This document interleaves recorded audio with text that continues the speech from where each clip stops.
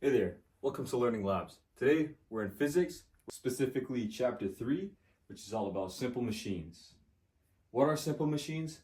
Well, there's 6 of them, and they're machines which are like tools that help people's work become a little bit easier. Right? Easier meaning more efficient. They work by changing direction, distance, or strength of a force. But it does not lessen the work actually done. Here we have 6 simple machines: a lever, wheel and axle, the pulley, classic, the incline plane, whoa, and we got the screw, and the wedge. We're now going to jump into each of them more specifically. So what does it mean when we're talking about changing direction, distance, or strength?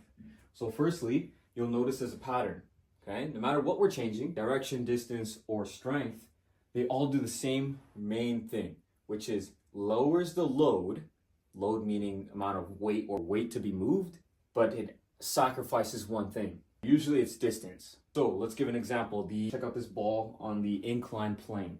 Now, if you can imagine, you're building the pyramids, and you need to get this huge 3-ton stone up a couple feet, maybe 10 feet, to stack it on the other one. Now, the distance from here to here is 10 feet. Nice and easy, right? What? Bro, what are you talking about, man? No, it's not. It's really heavy, but it's a short distance.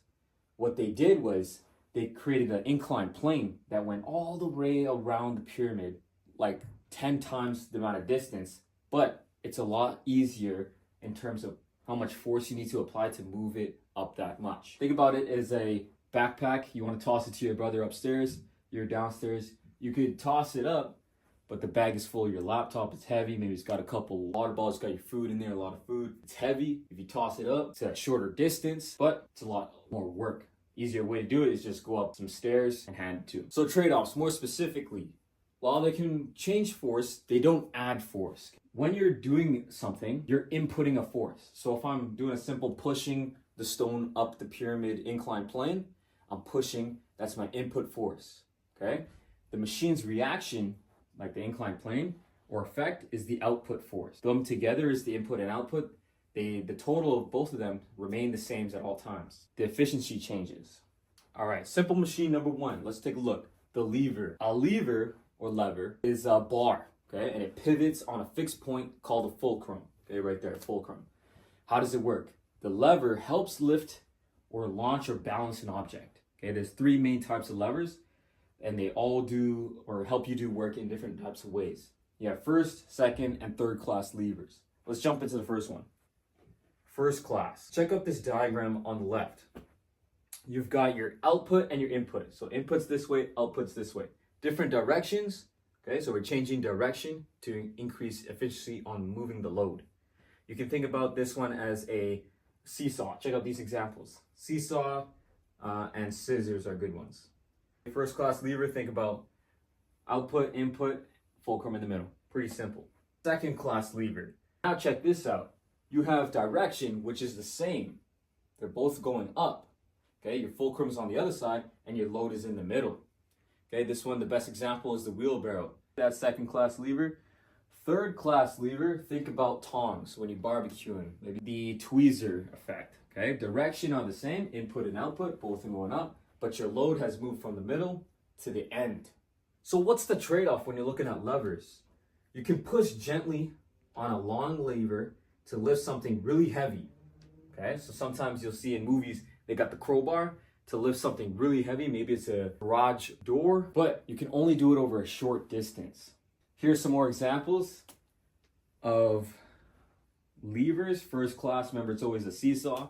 Second class is the wheelbarrow. And then third class, I like to think of the tweezers or the tongs, but a shovel is a good one. All right, simple machine number 2, we got the wheel and axle. So if you ever ridden a bike, you probably know what a wheel is, or maybe you have a car. A wheel is this circle thing down there, okay? It can rotate and roll on forever unless you have friction or a underbalanced force working upon it. And you have an axle. The axle is the tube that goes inside of it and it holds the wheel in place so it can spin forever and not fall down. The way it works is three-pronged, okay? Number one, strength. You can apply a weaker input force, so less input, over a longer distance to a wheel to move an axle with a strong output force. So what does that mean? It means you can put a little bit of input, so you pedal lightly, and the output is much greater, and you'll go a long distance. All right, so less work to do, less input over a long distance. That's helpful, better than walking. As you sit on the bike and turn the pedals in a rotary motion, so in circles, the bike moves forward linearly. Makes sense. Go straight. Friction is at work. The wheel and axle also make work easier by helping move things with less friction. A wheel has less contact with the ground than something flat. That eliminates friction from the dragging force. On the wheel, as it rotates, only a small portion of the wheel is actually touching the ground at all times, right? That means the friction working upon it is a lot less than maybe your foot. Your whole bottom of your foot, it's got to be touching the ground, so it's a lot more friction. Or maybe you're sliding the big concrete pyramid stone. That whole bottom of that stone is touching the ground, increasing the friction, making it very hard to move.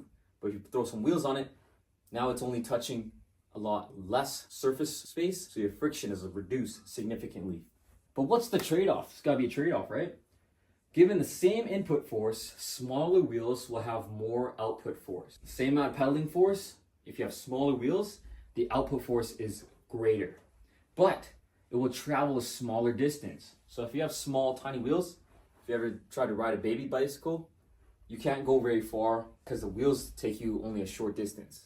But if you have bigger wheels, like my bike has 29-inch wheels, you can go a lot farther. But bigger wheels are heavier and they're harder to turn. So more force is required, more input force is required. This picture here is an assembly of something you'll see in your car, front wheel drive cars. Really cool. This is in the blue is your suspension. So it takes in the bumps, and then your wheels are here, and your CV axle and your joints are there.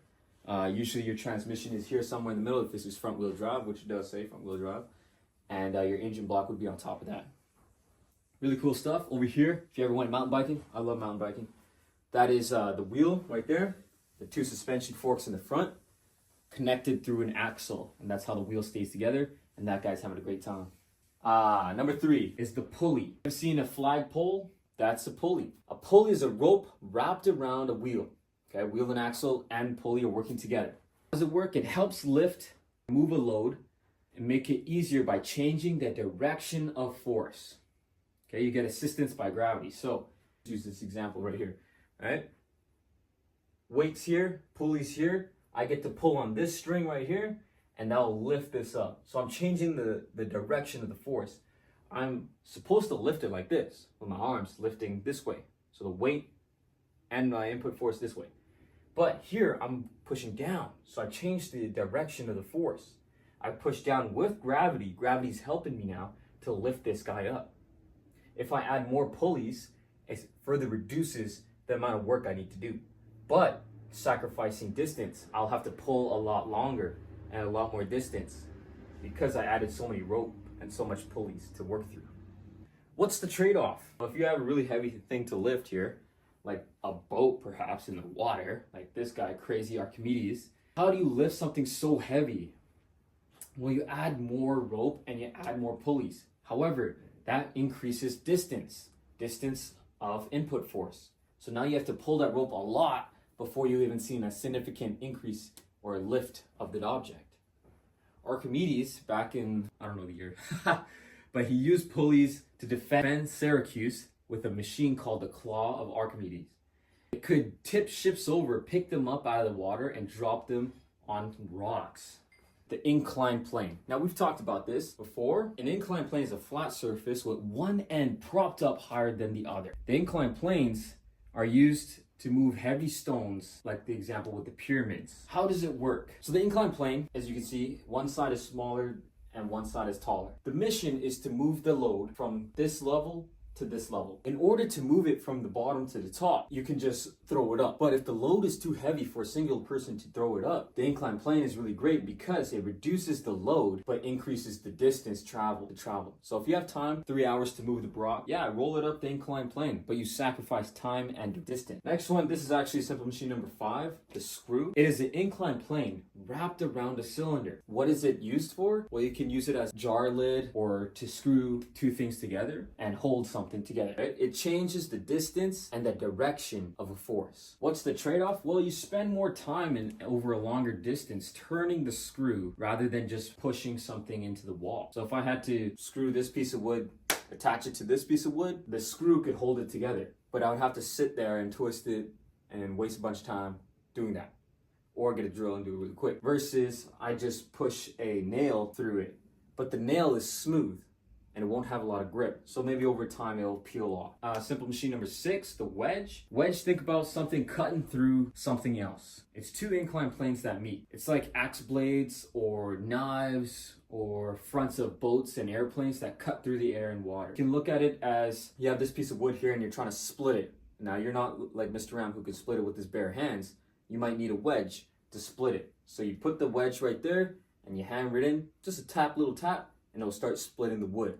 Less work involved. Not as cool as bare hands, but makes it easier. Okay, it's used usually to separate two objects, split them. It changes the direction of the force. What's the trade-off though?